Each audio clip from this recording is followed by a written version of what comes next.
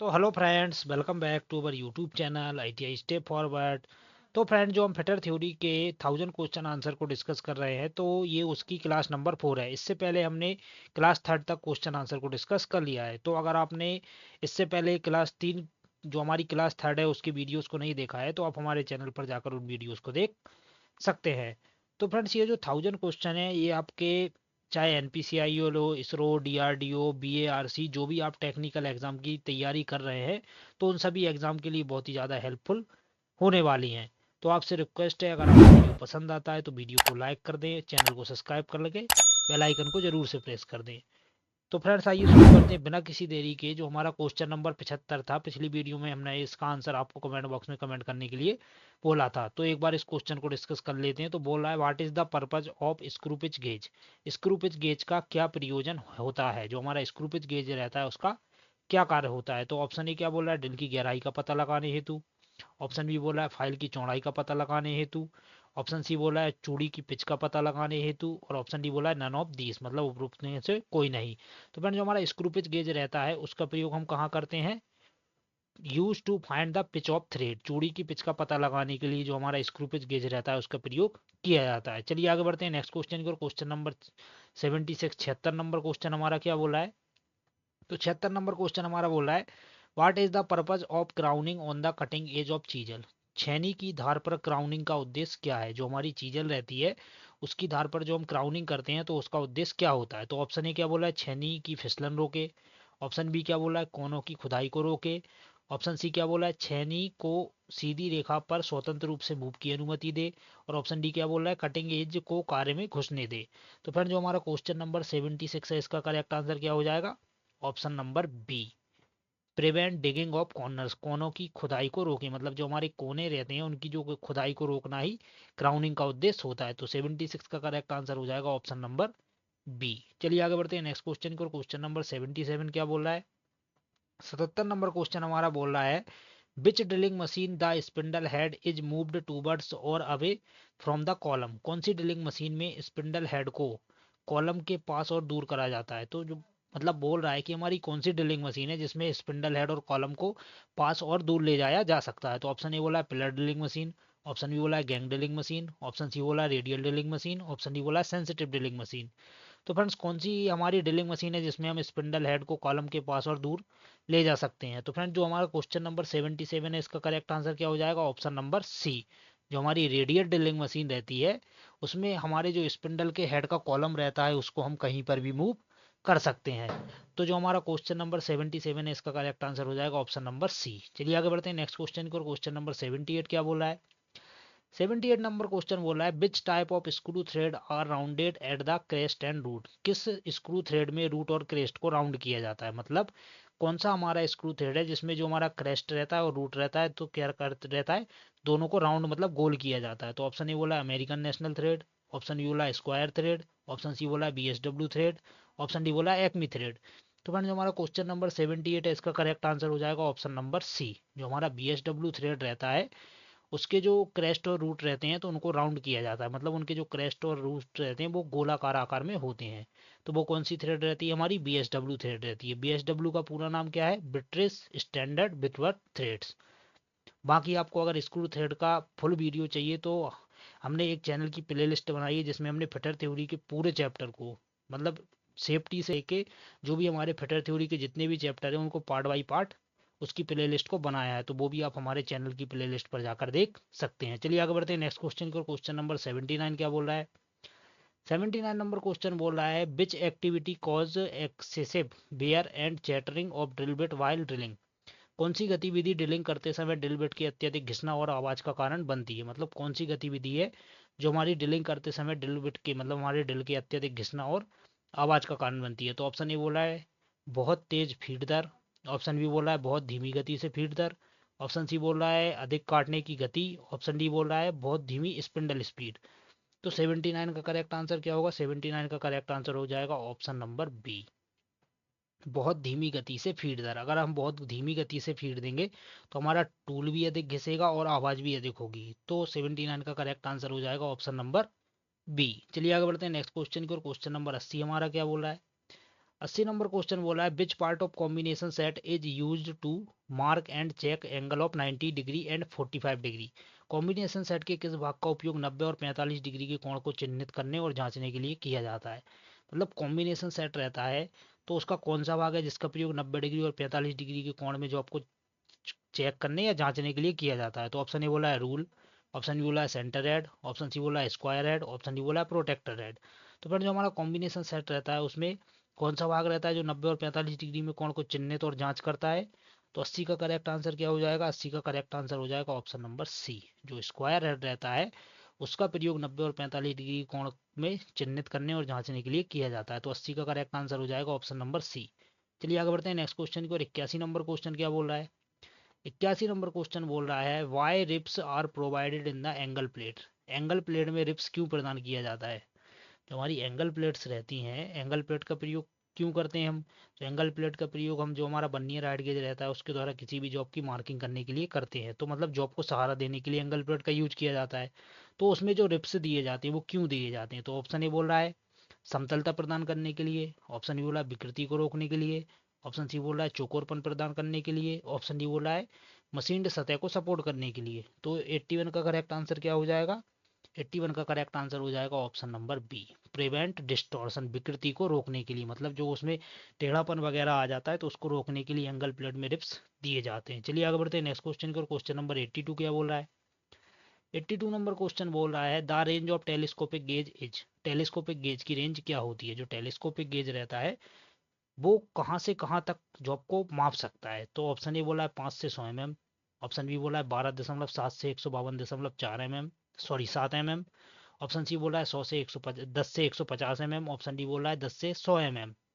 तो जो हमारा टेलीस्कोपिक गेज रहता है वो हमारा 12.7 से 152.4 mm तक की रेंज में जॉब को माप सकता है। तो 82 का करेक्ट आंसर हो जाएगा ऑप्शन नंबर बी। चलिए आगे बढ़ते हैं नेक्स्ट क्वेश्चन की और 83 नंबर क्वेश्चन क्या बोल रहा है। 83 नंबर क्वेश्चन हमारा बोल रहा है what is the least count of depth micrometer. Depth micrometer का अल्पतमांक क्या है। तो ऑप्शन ए बोला है 0.03, ऑप्शन बी बोला है 0.04, ऑप्शन सी बोला है 0.02, ऑप्शन डी बोला है 0.01 mm। तो फ्रेंड आप सभी को पता होगा जो हमारा डेप्थ माइक्रोमीटर रहता है उसका अल्पतमांक रहता है 0.01 mm। तो 83 का करेक्ट आंसर हो जाएगा option number A, sorry option number D. चलिए आगे बढ़ते हैं नेक्स्ट क्वेश्चन की और 84 क्या बोल रहा है।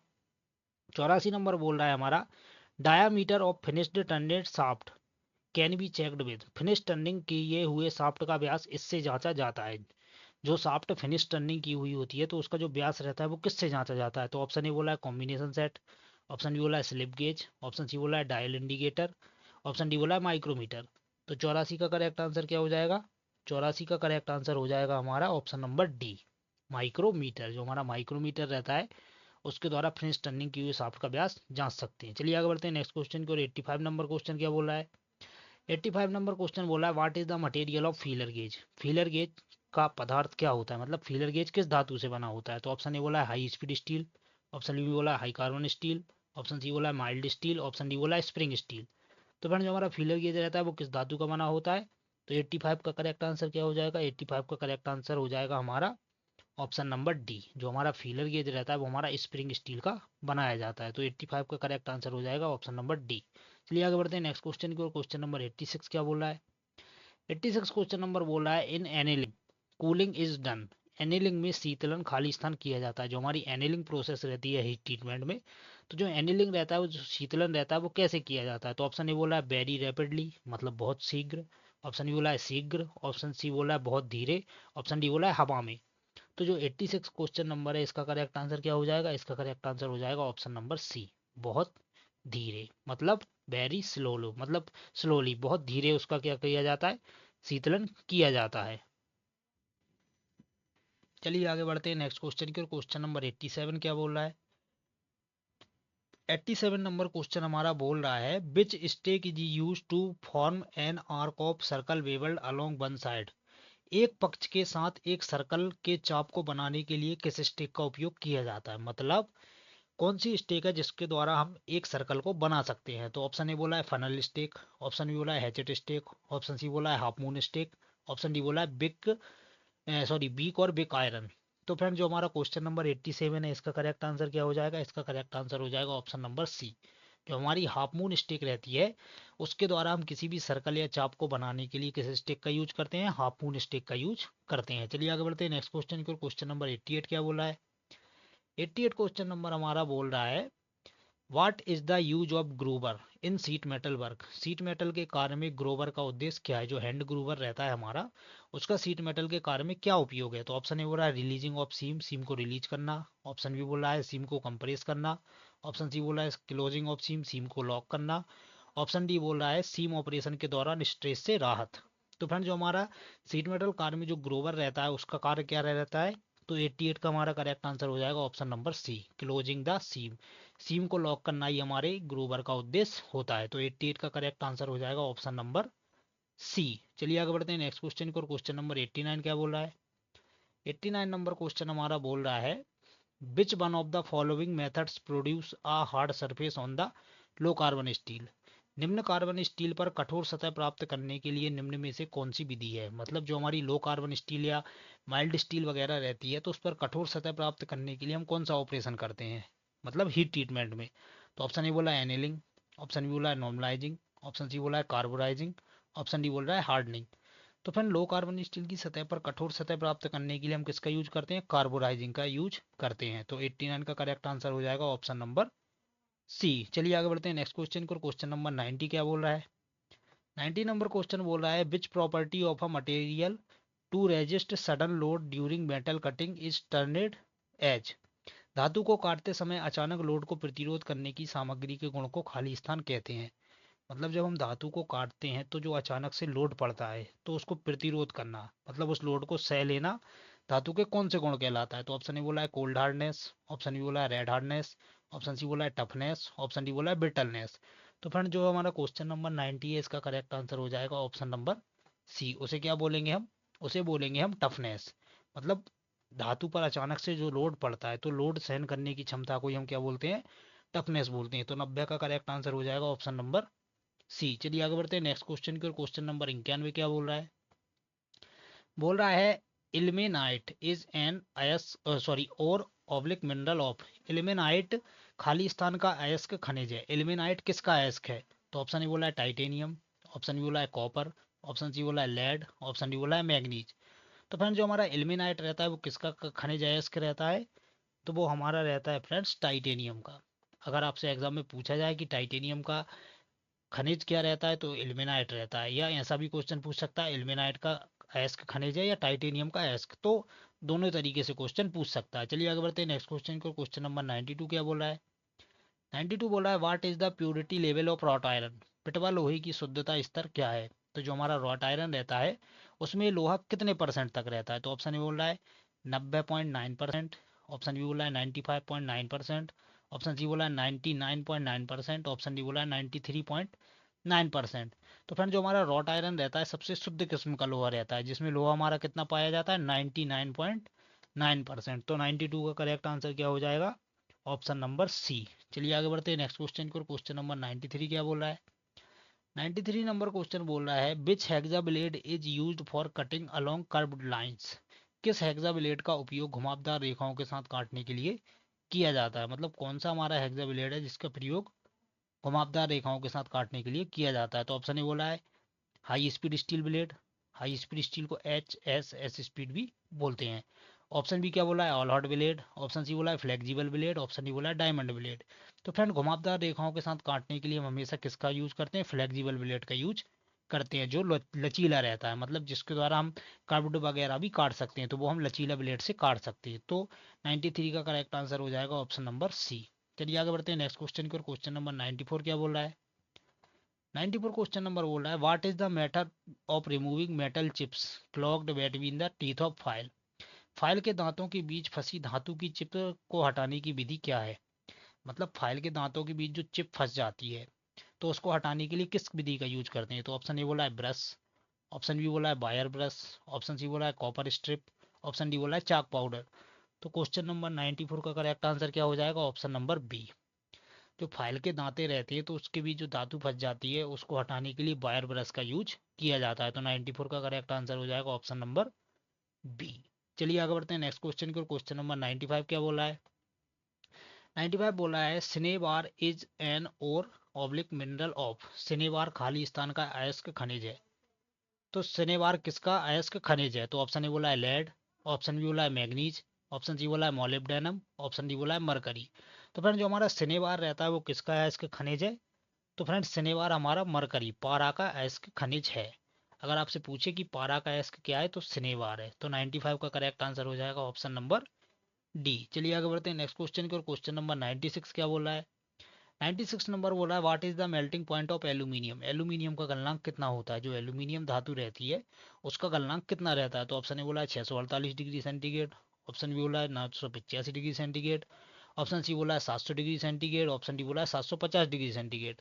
तो फ्रेंड जो हमारा क्वेश्चन नंबर 96 है, 96 का करेक्ट आंसर क्या हो जाएगा? 96 का करेक्ट आंसर हो जाएगा option number A, 648 degree centigrade. तो एल्यूमिनियम का गलनांक कितना रहता है? 648 डिग्री सेंटीग्रेड होता है। तो चलिए आगे बढ़ते हैं नेक्स्ट क्वेश्चन की ओर। क्वेश्चन नंबर 97 क्या बोल रहा है? 97 नंबर क्वेश्चन हमारा बोल रहा है which file is used for manufacturing of dies and moulds. किस फाइल का उपयोग डाई और मोल्ड के निर्माण के लिए किया जाता है? तो ऑप्शन ए बोला है रोटरी फाइल, ऑप्शन बी बोला है टिंकर्स फाइल, ऑप्शन सी बोला है बैरेट फाइल, ऑप्शन डी बोला है रास्पकट फाइल। तो जो क्वेश्चन नंबर हमारा 97 है, 97 का करेक्ट आंसर हो जाएगा option number A, rotary file. जहां डाई और मोल्ड के निर्माण की बात आ जाती है तो वहां पर हम रोटरी फाइल का यूज करते हैं, जिन्हें फ्लेक्सिबल शाफ्ट में बांधकर घुमाते हैं। चलिए आगे बढ़ते हैं नेक्स्ट क्वेश्चन को। क्वेश्चन नंबर 98 क्या बोला है? 98 क्वेश्चन नंबर बोल रहा है हमारा which of the following is non ferrous metal. निम्न में से कौन अलोय धातु है? अलोय धातु कौन सी है? तो ऑप्शन ए बोला है माइल्ड स्टील, ऑप्शन बी बोला है कास्ट आयरन, ऑप्शन सी बोला है high carbon steel, option D बोला है ब्रास पीतल। तो फ्रेंड्स ये जो चार धातुएं हमें दिखाई गई हैं इनमें से कौन सी धातु नॉन फेरस मतलब अलोय मेटल है? तो इसका करेक्ट आंसर क्या हो जाएगा? ऑप्शन नंबर डी, जो हमारा पीतल है वो हमारा नॉन फेरस मेटल के अंतर्गत आता है, जिसमें लोहा बिल्कुल भी नहीं होता है। तो 98 का करेक्ट आंसर हो जाएगा ऑप्शन नंबर डी। चलिए आगे बढ़ते हैं नेक्स्ट क्वेश्चन की ओर। क्वेश्चन नंबर 99 क्या बोल रहा है? 99 क्वेश्चन नंबर बोल रहा है the alloy containing more than 2% iron is known as. 2% से अधिक लोहा की मात्रा कहलाती है। तो ऑप्शन ए बोला है माइल्ड स्टील, ऑप्शन बी बोला है कास्ट आयरन, ऑप्शन सी बोला है high carbon steel, option D बोला है लो कार्बन स्टील। तो 2% से अधिक लोहा की मात्रा हमारे कौन सी धातु में रहती है? तो अगर जैसे 2% से अधिक लोहा की मात्रा है तो उसे हम क्या बोलेंगे? कास्ट आयरन बोलेंगे। तो जो हमारा कास्ट आयरन रहता है अगर उसमें 2% से मतलब अधिक मात्रा है तो उसे हम कास्ट आयरन बोलेंगे। तो 99 का करेक्ट आंसर हो जाएगा ऑप्शन नंबर बी। चलिए आगे बढ़ते हैं नेक्स्ट क्वेश्चन की ओर, जो कि हमारी वीडियो का लास्ट क्वेश्चन है और इसका आंसर आपको कमेंट बॉक्स में कमेंट करके बताना है। तो 100 नंबर क्वेश्चन बोला है what is the use of bent snip. Bent snip का उपयोग क्या है? तो ऑप्शन ए बोला है ग्रुप कट के लिए, ऑप्शन बी बोला है जिगजैग कट काटने के लिए, ऑप्शन सी बोला है सीधा काटने के लिए, ऑप्शन डी बोला है सर्कुलर काटने के लिए। तो फ्रेंड्स इसका आंसर आपको कमेंट बॉक्स में कमेंट करके बताना है। अगर वीडियो पसंद आया हो तो वीडियो को लाइक करें, चैनल को सब्सक्राइब करें। तो फ्रेंड मिलते हैं इसके नेक्स्ट पार्ट में, तब तक के लिए जय हिंद।